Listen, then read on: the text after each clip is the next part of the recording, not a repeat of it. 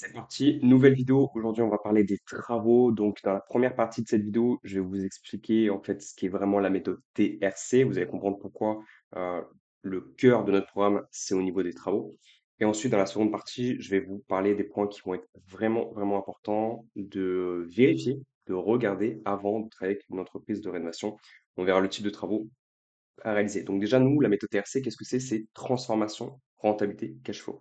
Aujourd'hui, si tu veux investir dans l'immobilier de manière rentable, si tu rénoves ton appartement vraiment de manière classique, ça ne te permettra pas de gagner assez d'argent pour pouvoir enchaîner sur un deuxième bien immobilier. Si tu fais de la rénovation classique, tu peux gagner un peu d'argent. Maintenant, tu ne pourras pas, tu vas être limité pour partir sur un deuxième projet immobilier et un troisième, etc., etc. C'est pour ça qu'il faut aller chercher des biens qui ont un potentiel de transformation. D'accord? Donc, typiquement, des studios qui ont une grande hauteur sous plafond. Comme ça, on peut insérer une mezzanine. Je transforme ce studio en T2. Je vais insérer une mezzanine, donc un point nuit. Je vais pouvoir le louer plus cher et je pourrais le revendre plus cher. Je peux acheter un appartement qui possède une chambre avec une cuisine séparée. La cuisine séparée, si elle fait 9 mètres carrés et qu'elle a bien une fenêtre, je peux la transformer en chambre, cette cuisine. Et ma cuisine, je vais simplement la décaler dans le salon séjour. Donc, j'ai plus un appartement d'une chambre, j'ai un appartement de deux chambres. Donc, je viens de transformer ce logement. Je vais pouvoir le louer plus cher et je vais pouvoir le revendre plus cher. Voilà, je pense que tu as compris la mécanique, ça marche avec tout type d'appartement. L'idée, c'est que lorsque tu vas en visite, il faut que tu te demandes comment je peux transformer ce bien pour en soutirer un maximum de loyer. Voilà. Et si tu penses comme ça en visite, tu ne perdras jamais d'argent. Ce n'est pas possible, ok? Donc là, je vais essayer de te montrer. On en a parlé dans des vidéos précédentes, le type de bien à acheter. Mais je vais te montrer un petit peu pour les travaux. Euh, hop. Donc là, on s'en fout pour ça. On va prendre les trois pièces. Voilà. Donc en gros, ce qu'il faut faire, c'est, donc tu l'as compris, le type de logement acheté, c'est des appartements qui possèdent minimum deux chambres que tu peux transformer. Et l'idée, je vais essayer de te montrer en photo. Voilà, l'idée en gros, ben, là, là c'est ton salon. Eh bien, c'est de mettre ta cuisine dans le salon. Donc il faut que le salon soit bien évidemment assez vaste, assez grand quand même, parce que si tu investis dans un salon qui fait seulement 10 mètres carrés, ça va 10-12 mètres carrés, ce sera pas possible, ok? Donc là, on voit qu'il est quand même assez grand. Je sais pas si tu vois bien. Donc on pourrait potentiellement mettre une cuisine dans ce salon. Et si notre cuisine est bien séparée, donc là on voit que c'est le cas, la cuisine est séparée. Il faudrait voir si elle fait bien les 9 mètres carrés, peut-être faire sauter la cloison qui est derrière le frigo. On a une fenêtre, donc si elle fait bien 9 mètres carrés, ou 8,80 et qu'on peut arriver à gratter quelque part, eh bien on pourrait l'exploiter en chambre. Je viens de transformer ce logement. Voilà, ça c'est l'idée que tu dois faire, ok? Pour trouver une entreprise de rénovation, tu vas simplement aller sur Google Maps, tu vas taper le nom de la ville où tu vas investir. Donc moi, dans mon exemple, comme j'ai tout mis, j'ai mis Toulon dans les précédentes vidéos, je mets Toulon. Et tu tapes le mot-clé entreprise de rénovation. Ok? C'est tout. On pourrait être un peu plus précis sur entreprise tout corps d'État si besoin, mais là, l'idée, en fait, bah, c'est de simplement, voilà, regarder toutes les sociétés dans les environs, là où tu veux investir dans l'immobilier. Pourquoi? Parce que bah, forcément, si la société, le siège de la société est ici et que tu investis dans ce coin-là, ça va être beaucoup plus facile pour eux de se déplacer, de te donner un devis, de pouvoir les voir rapidement. Donc ça, c'est un point positif pour toi, ok? Et même lorsque les travaux commenceront, ce serait un point positif que la société, le siège de la société soit à côté. Une question qui peut, une pensée ou une question qui peut venir naturellement, c'est de te dire, ouais, mais est-ce que je gagnerais pas plus d'argent si je fais les travaux moi-même? Et la réponse est non. Et je vais t'expliquer pourquoi. Si tu fais les travaux toi-même, déjà, ça m'étonnerait que tu sois une entreprise de rénovation, donc tu vas mettre beaucoup plus de temps qu'une société. Peut-être que toi, tu vas mettre 6 mois, un an pour terminer tous les travaux de ton logement, parce que tu ne peux pas y aller tous les jours, tu vas y aller un petit peu le soir, ça va être compliqué, donc tu vas mettre beaucoup plus de temps. Ça risque de ne pas être aussi qualitatif en termes de finition et aussi qualitatif qu'une entreprise de rénovation. Et si tu mets plus de temps à faire les travaux, bah, du coup, ça veut dire que c'est du temps que tu ne loues pas. Donc, si tu passes par une société de rénovation qui, elle, va mettre seulement 3 mois au lieu d'un an, bah, tu vas pouvoir louer beaucoup plus vite, donc gagner de l'argent beaucoup plus vite. Au-delà de ça, si tu n'as pas assez de factures, donc c'est-à-dire que tu fais tous les travaux toi-même, il n'y a aucun artisan qui est venu, bah, du coup, tu vas te retrouver à payer de l'impôt sur tes loyers rapidement parce que tu n'as rien à défiscaliser. Alors, et c'est pour ça qu'on dit de faire des travaux, de la transformation. Plus tu vas avoir des factures de société, des factures de matos, des factures, de mobilier, et plus tu vas pouvoir défiscaliser tout ça avec ton comptable, ton expert comptable, et ce qui va te permettre de ne pas payer d'impôts pendant tes premières années de location parce que tu as créé du déficit. Voilà, c'est pas le sujet de la vidéo, mais voilà pourquoi passer par une entreprise de rénovation, c'est pour aussi ne pas payer tout de suite de l'impôt. Et ensuite, en troisième point, pourquoi passer par une société de rénovation? Parce que tu as la garantie décennale, d'accord? Et ça, c'est obligatoire. Donc, quand tu vas démarcher des sociétés de rénovation, tu leur demandes bien, est-ce que vous avez bien une garantie décennale? Donc, logiquement, une entreprise avec plusieurs ouvriers, ils ont la garantie décennale, tu peux demander quand même. Un artisan auto-entrepreneur qui est tout seul, des fois, c'est ric-rac, hein. Des fois, il il faut demander la garantie décennale, il faut demander l'assurance. Ça, c'est obligatoire. La garantie décennale, c'est ce qui te permet de te protéger sur 10 ans. Ça veut dire quoi? Ton plombier qui travaille chez toi, euh, il a fait quelque chose une mauvaise manip, je sais pas, tu vois, un truc qu'il fallait pas, ça commence à fuiter, donc il y a une fuite, ça abîme ton appartement, ça abîme l'appartement du dessous, bah, du coup, tu as pas envie de payer de ta poche. Et c'est pour ça que la garantie décennale existe, c'est pour te protéger des malfaçons. C'est obligatoire de travailler par une société. Si tu veux vraiment faire les choses par toi-même parce que tu n'as pas un gros budget, les choses que tu vas devoir déléguer à une société de rénovation, obligatoire, ça va être l'électricité, la plomberie.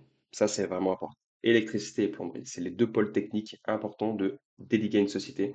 Parce que si tu as mal fait un truc, tu as un mauvais raccordement électrique, il y a l'incendie, un incendie chez toi, ton assurance, elle va pas se faire chier. Qui a fait les travaux d'électricité? Je veux des factures. Ah, vous en avez pas. C'est vous qui avez fait le travaux. Mais désolé pour vous, mais on remboursera pas le crédit. Vous avez plus d'appartement, il a pris feu, on vous remboursera pas le crédit. Vous vous démerdez. Vous avez plus l'appartement, c'est vous qui continuez à payer votre crédit. Donc t'as pas envie de ça. Donc travaille avec des sociétés de rénovation qui ont une garantie décennale, d'accord? Donc voilà, très simple. Tu vas démarcher des sociétés. Tu peux aller sur leur site internet. Voilà, tu vas sur leur site internet, tu vois un petit peu, euh, bah, tu vois, Avenir Rénovation, c'est une société qui est pas mal parce qu'ils sont dans plein d'agences, enfin, ils ont des agences de partout en France. Donc, ce qui est pas mal, c'est que tu peux voir nos corps de métier, donc tu vois qu'ils ont tout. Je te conseille fortement de passer par une société de rénovation, tout corps d'État. Tout corps d'État, c'est ça. Ça veut dire que dans la société, ils font tout. Électricité, plomberie, peinture, je sais pas moi, pose de revêtement de sol. Et pourquoi il faut faire ça? Parce que si tu appelles une entreprise d'électricité, une entreprise de plaquiste, une entreprise de plomberie, ils n'ont pas le même calendrier en termes de disponibilité. Ils ne sont pas dispo en même temps. Si tu en as un qui est en vacances, ça va mettre tout le monde en galère et ça va décaler ton chantier. Tu vas mettre 3 fois plus de temps. Alors que si tu as une entreprise qui fait tout, tu n'as pas besoin d'en appeler 500, tu as besoin d'en appeler qu'une seule et tu peux diriger la société comme ça.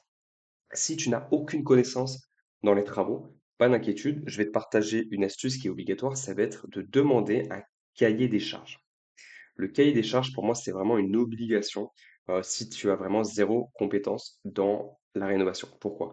Le cahier des charges, c'est ce qui va te lier, toi, ton appartement, ton futur investissement et l'entreprise de rénovation. Typiquement, un cahier des charges, comme son nom l'indique, hein, c'est un document, un cahier, et dedans, bah, tout est stipulé. Semaine 1, la société nanana va, je sais pas moi, déposer les meubles de la cuisine, va enlever la tapisserie. Semaine 2, la société Intel va enduire les murs de la chambre numéro 1. Semaine numéro 3, 4, ils vont raccorder la nouvelle baignoire, machin, machin. Bref, tout est stipulé quand ça va être fait, les travaux qui vont être faits, le budget alloué à ça. Et ce qui est bien, c'est que bah, même si toi tu connais pas les travaux, tu n'as pas du tout une connaissance de ça, tu as juste à venir avec ton petit carnet pendant enfin de manière vraiment, tu sais, je trouve plus mes mots quand je fais des vidéos en ce moment. Tu vas venir de manière inopinée, quoi. Je sais pas ce que je veux dire, mais en gros, tu vas venir sur le chantier vraiment sans prévenir et tu vas venir avec ton petit carnet et tu vas regarder, OK, tac, tu vas regarder, tu as ton carnet, donc là je suis à semaine 2, donc normalement ils ont enlevé la tapisserie de la chambre 2. Est-ce que c'est fait? Ah ben non, c'est pas fait. Salut les gars, je comprends pas, dans le cahier des charges, normalement, semaine numéro 2, la tapisserie elle aurait dû être enlevée, pourquoi elle est pas enlevée? Tu vois? Donc ça te permet finalement, voilà, à l'improviste, je trouvais plus le mot. Tu viens à l'improviste sur le chantier, comme ça, ben, tu checks si le chantier est fait en temps et en heure. Est-ce que les choses qui sont stipulées dans le cahier des charges sont bien réalisées? Ça te permet de voir si l'entreprise est en avance sur les travaux, si elle est en retard, et si elle est en retard, pourquoi elle est en retard? Parce que ça peut arriver des fois qu'ils sont en retard, mais c'est pas quelque chose qui est méchant en soi, ok? Le cahier des charges aussi, ce qui est bien, c'est que tu peux mettre une date limite. C'est-à-dire que voilà, tu te mets d'accord avec le chef d'entreprise au début, avant d'attaquer, d'accord, avant que tu signes avec lui, et tu vas lui dire, voilà, moi je veux que voilà, les travaux soient terminés dans les 3 mois. Donc si ça attaque, je sais pas moi, en janvier, ben voilà, je veux que soit terminé pour le X mars, le 15 mars. Et si c'est pas terminé le 15 mars, eh bien, il y aura des pénalités pour l'entreprise de rénovation. Donc ça veut dire qu'ils vont devoir te dédommager financièrement si le chantier n'est pas terminé, d'accord? Si tu fais ça, il t'arrivera rien en fait. Tu vas vraiment être sécurisé. Tu vas sécuriser ton investissement. Ok? Un point hyper important, euh, ne donne pas tout ton argent d'un coup quand tu vas faire les travaux. Je sais que ça peut paraître idiot, mais vraiment ne donne pas tout ton argent d'un coup. Généralement, les sociétés de rénovation, elles vont te demander entre 20 et 30% d'apport pour commencer le chantier. Et ensuite, moi, ce que je te conseille, c'est avec ton cahier des charges de dire, OK, bon, moi, les gars, semaine 1, semaine 2, semaine 3, dès que c'est terminé, je vous paye. Semaine 3, semaine 4, semaine 5, dès que c'est fait, je vous paye. Tu payes à la presta. OK? C'est pas important. Donc voilà, n'hésite pas à regarder plusieurs sociétés de rénovation. Tu vois, tu peux aller dans réalisation. Donc là, j'ai pris la première qui apparaît, hein. Tu peux aller dans réalisation. Et ce qui est sympa, c'est que, bah, tu vois, voilà, par exemple, là, j'ai un appartement, enfin, j'ai une rénovation d'une pièce de vie, donc c'est pas tout le logement, mais là, j'ai des travaux dans le 38, ça a duré 2 mois et le budget a été de 37 615 euros. Donc voilà, ça te donne un petit peu un estimatif euh, de combien ça peut coûter. Alors, c'est à prendre avec des pincettes parce que euh, peut-être que là, c'est pas pour un investissement immobilier, peut-être que c'est des gens qui simplement rénovent leur maison, leur résidence principale, donc ils s'en foutent un peu des prix. Ils savent que ça va être une plus-value pour eux. Donc c'est pas tellement ça qu'il faut regarder, c'est plus la qualité finalement de la prestation que je te demande de regarder. Tu peux appeler, le numéro est totalement gratuit, il te donne un devis qui est gratuit, donc fonce, t'as rien à perdre. Ok? Donc tu vas checker plusieurs sociétés de rénovation. Tu demandes bien du coup la garantie décennale. Tu demandes bien, si tu décides de travailler avec eux, un cahier des charges.